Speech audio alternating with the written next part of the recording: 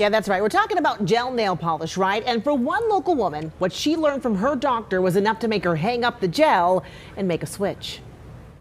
I've been getting gel nail polish for about 9 to 10 years now.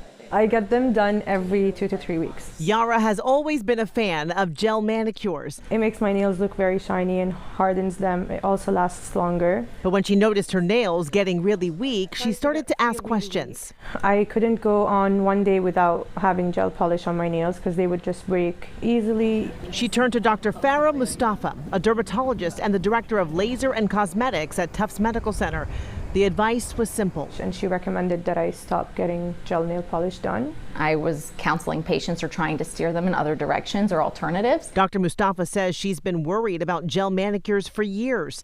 That was before the EU banned the polish because of a chemical that may raise concerns about fertility. The ban was based on some animal studies in which rats were fed large quantities of the TPO, and they were found to have fertility issues, and it was reproductively toxic. TPO stands for trimethylbenzoyl diphenyl phosphine oxide, a long name for a chemical agent that allows the nail polish to harden when it's exposed to UV light. That has long been the appeal of gel polish, the shiny seal that makes the color last for weeks instead of days. Dr. Mustafa says, chemical aside, the UV exposure has always worried her when it comes to gel. The UV exposure is not good for your hands long term, and does increase your risk of skin cancer of the nail bed. It's like a tanning bed for your nails, basically, right? In Newton, we found people were already aware of the risks. And I know a lot of people wear the gloves that protect your hands. I do worry about the UV radiation, as well as just kind of the dust,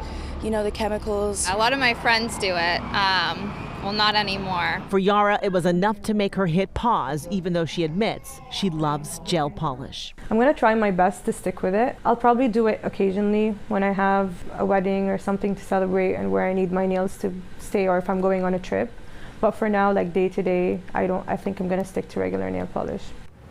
To be clear, there have been no scientific studies that definitively establish a link between TPO and health risks in humans, and a ban here in the U.S. is seen as unlikely. Well, Dr. Mustafa, who you saw there, says she tells her patients to be savvy consumers. Look at the labels, ask questions, and consider alternatives like dip powder or Dazzle Dry. You can read more about the EU ban. It's on our website and the WCVB app.